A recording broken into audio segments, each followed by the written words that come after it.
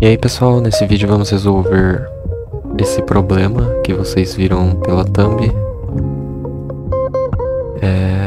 Essas duas massas elas estão conectadas a molas de mesma constante elástica, que é K, e o comprimento natural dessas molas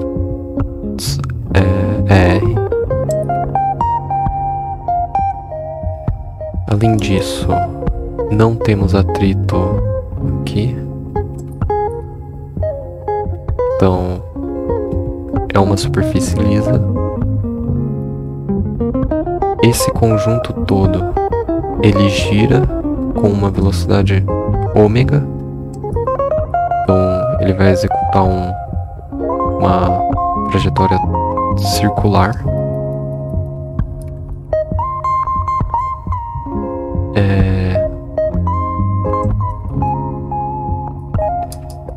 E a gente vai precisar determinar qual é a força que atua sobre essa mola. Bom, a primeira coisa, deixar destacado aqui o que a gente tem de variáveis.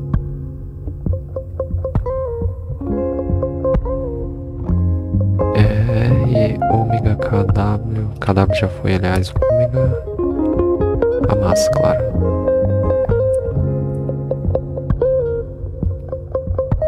Beleza.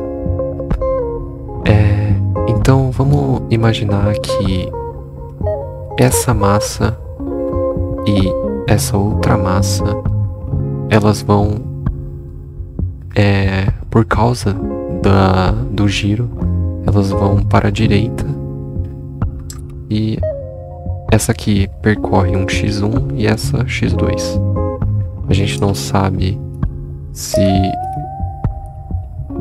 essas deformações causadas por cada massa são iguais, então a gente diferencia elas dessa maneira.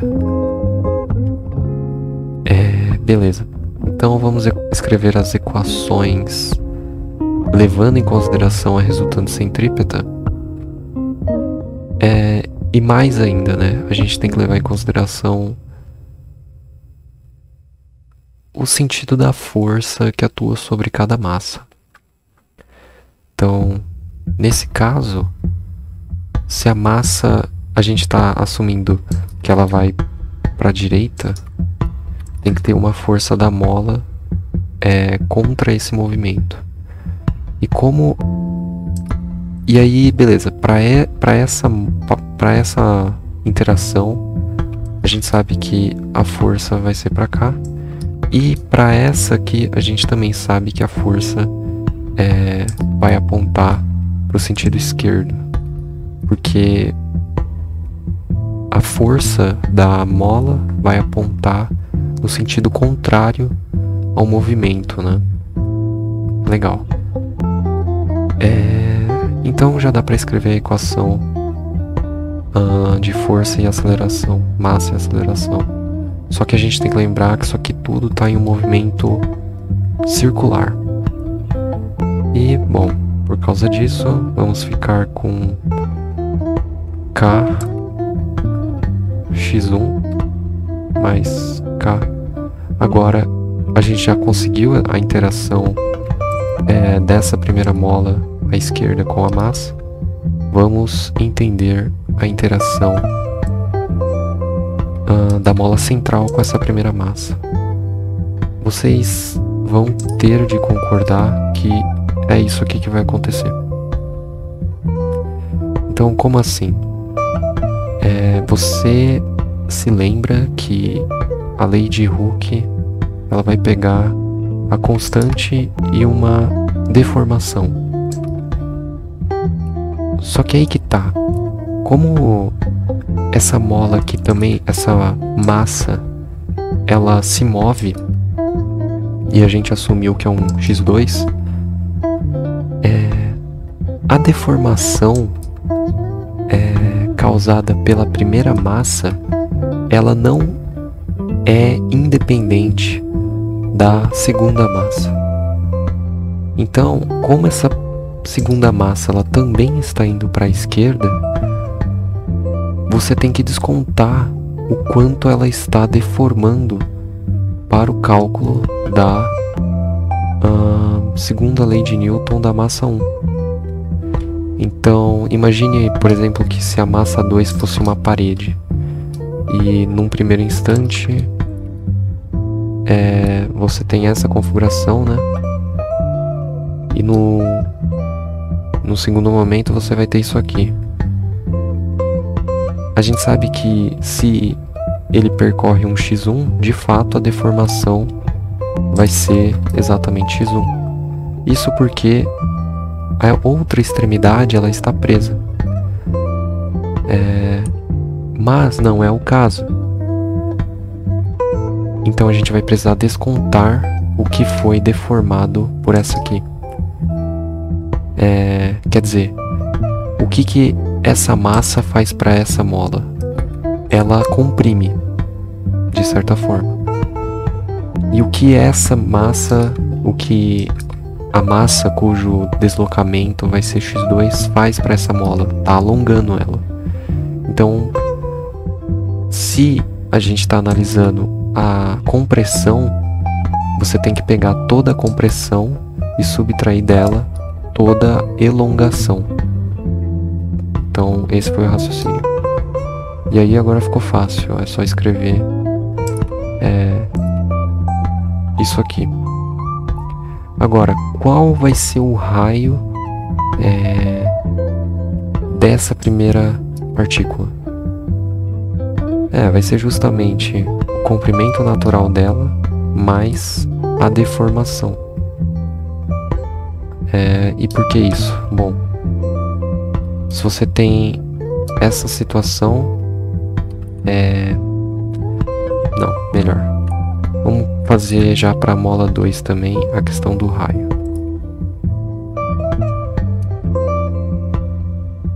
Então, imagine que isso aqui é a situação 1 e isso aqui é a situação 2.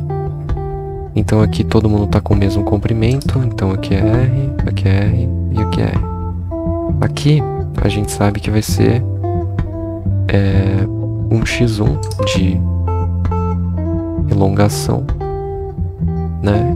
E aqui a gente mantém o R. Portanto, isso aqui vai ser o raio 1. Então tá bem claro, né, o porquê do raio da circunferência desenvolvida pela primeira partícula ser R mais x1. Agora vem a questão do segundo, do raio da segunda partícula. Bom, aqui tem que refazer um pouco o desenho. Bom, vamos imaginar que a segunda partícula ela fica aqui. Então a gente sabe que ela vai ter uma deformação x2. Então esse pedacinho aqui é x2. A gente sabe que esse pedacinho aqui é x1. Então x1. E aqui fica a dúvida, quanto que vale esse segmento? Não é tão difícil de descobrir, porque a gente sabe que a distância desse para esse segmento anteriormente é R, tá escrito aqui. Só que aí, o que você está fazendo na prática? Você está comprimindo de x1 e alongando de x2. Portanto, tudo isso aqui tem que valer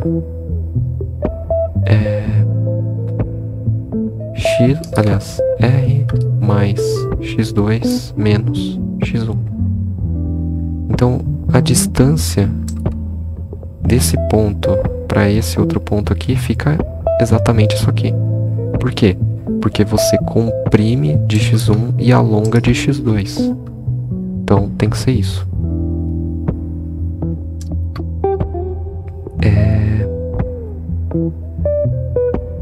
Tá. E se desse ponto para esse ponto, você tem essa distância já bem determinada. Se você somar com tudo isso aqui, que é R mais x1, você vai ver o quê? Que vai cortar o x1.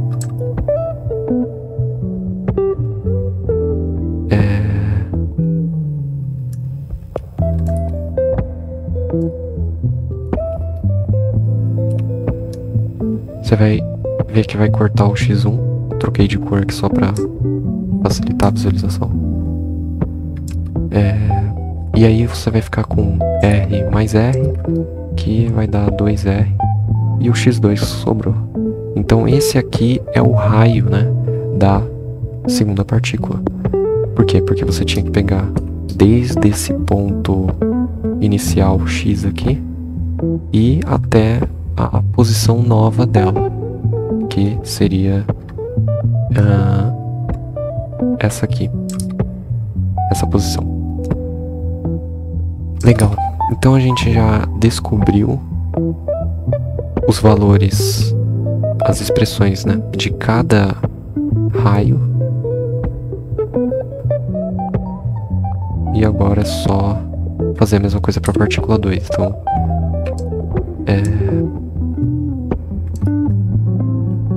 selecionar a cor preta de novo. Então, KX2. Mas agora aqui você tem que tomar um cuidado. Aqui vai ser x2 menos x1. E isso vai ser m ômega ao quadrado e o raio da partícula 2, que é isso aqui. Agora que a gente já não mais precisa do desenho, vamos nos concentrar nessas duas equações. Então, primeira coisa, por que isso aqui ficou dessa forma? Veja, aqui a gente está analisando a partícula 2. Então, você tem que analisar o seguinte. Bom, vou voltar ao desenho aqui rapidinho. Tá, a partícula 2, para essa mola aqui, o que ela está fazendo? A partícula 2 causa uma elongação, uma distensão. Ela aumenta o tamanho da mola. Só que a partícula 1 está comprimindo, como a gente falou anteriormente. Então, naturalmente, você vai ter que considerar o quanto foi estendido e subtrair disso o quanto está sendo comprimido. Então a equação fica dessa forma. Tá. E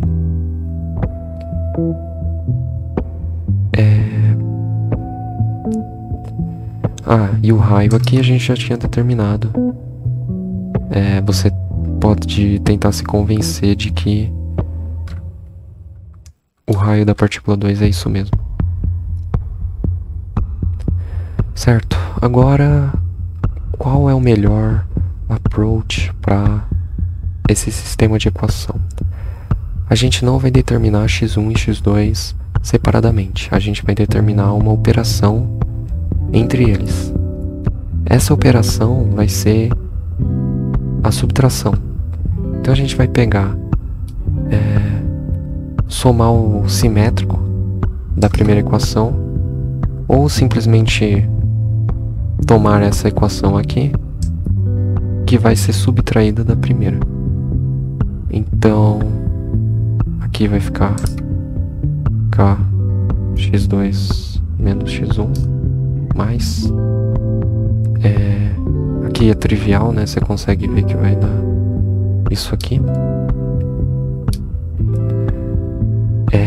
E aí vai conservar o m ômega ao quadrado e vai ficar assim. Então essa equação é que a gente nos concentramos agora. Aí aqui, né? K vezes x menos 2 mais 2k vezes x menos 2 tem que ser 3kx menos 2. x2 menos x1. E aqui você pode fazer assim, né?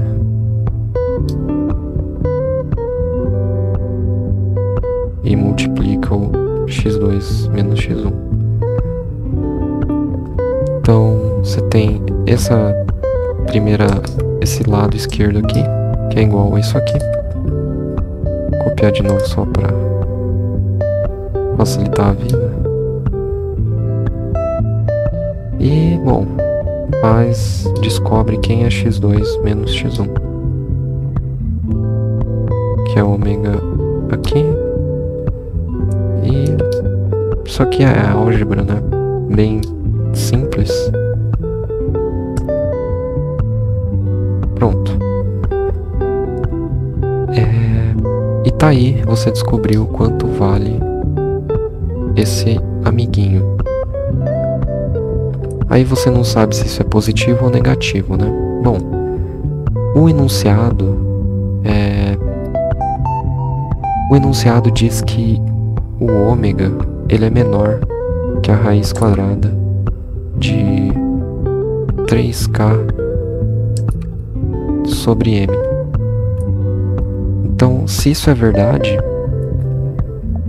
ômega ao quadrado vezes m é menor que 3k. É só elevar ambos os lados da equação ao quadrado, né? E pronto. Ou seja, 3k é maior que ômega ao quadrado m. E portanto, isso aqui é positivo, essa expressão, né? Porque o numerador, ele obviamente é positivo e o denominador acaba sendo positivo por causa da consideração do enunciado. Então isso aqui é positivo. E a questão pede que você determine o módulo da força que atua sobre a mola central. Vamos voltar aqui no desenho. Aí você deve estar se perguntando: eu tenho que considerar pela terceira lei de Newton a força desse e a força desse. Errado. Porque isso aqui é a mesma mola, tá? Então acabamos o problema. Como é a mesma mola, a força que atua na mola central, ela vai ser K vezes a deformação que ela sofre. Mas qual é a deformação que essa mola sofre? A gente viu lá que esse aqui tá estendendo ela de x2, ao passo que x1 está comprimindo ela de x1, a partícula 1, né? Então ela está sofrendo uma distensão de x2, que é o quanto uma deformação que alonga ela de x2, mas que comprime ela de x1. Então, bom, tentar melhorar minha explicação. Imagina que você tem um comprimento de mola dado por R, tá? Aí, esse comprimento, ele vai sofrer uma compressão. Então, imagine que você comprime ele até aqui. Então você comprimiu ele de x1, mas você estendeu essa extremidade de até aqui. Então, até aqui. Então, esse pedacinho aqui vale x2. Eita, tá difícil. Aqui, x2. E lembrando, né, que... Calma lá, deixa eu tomar a cor de novo. Aqui. Isso aqui é que é a sua mola, porque isso aqui foi o quanto você comprimiu ela. Então esse traço vermelho é que é a sua mola. Então é o quanto você comprime ela desse lado e o quanto você alonga ela. Isso aqui também é a mola, só que no seu comprimento, estado natural aí de equilíbrio. Aí, beleza.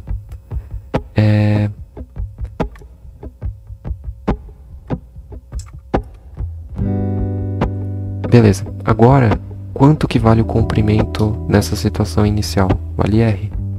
E o comprimento nessa situação final? Vamos medir. Bom, a gente sabe que do primeiro desenho, a gente sabe que tudo isso aqui vale R. E você andou x1 pra cá, então isso aqui vale quanto? Vale esse pedaço aqui, ele vale R menos x1. Mas você tem esse pequeno outro pedaço aqui, que vale x2. Então, o comprimento final é isso aqui. E aí, a gente sabe da lei de Hooke, que você vai fazer isso aqui. E olha só. Você vai ver, né? Dá pra ver aqui nitidamente que você vai cancelar esse cara. E vai ficar com x2 menos x1. Tá? Então, tá explicado o porquê de ser apenas uma força que atua sobre a mola central. Beleza. Aí, agora é só multiplicar por K, né? A expressão que obtivemos. Então vai ficar K, M, ômega ao quadrado R. E divide 3K menos ômega M ao quadrado. Aí, beleza. Terminamos o problema. Pode ser que eu tenha explicado alguma coisa muito rápida demais, porque esse problema aqui não é fácil. Mas, caso alguém tenha dúvida, pode deixar nos comentários. Mas, primeiro eu sugiro que você tente resolver sozinho, sem olhar para esse vídeo, claro, né? Depois de algum tempo, depois de 1 hora, 2 horas, você tenta resolver sozinho. E veja se tudo faz sentido na sua cabeça, né? Aí, se você ainda assim tiver dúvidas, aí realmente melhor tirar a dúvida. Isso dá o gabarito D lá do livro do poliedro, conforme a gente queria chegar. Então, só recapitulando as fórmulas, né, para quem perdeu alguma coisa.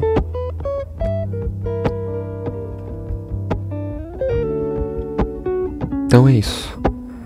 Se você gostou do vídeo, compartilhe para outras pessoas tomarem conhecimento desse canal e que mais questões sugeridas por vocês venham a se tornar vídeo. Até uma próxima.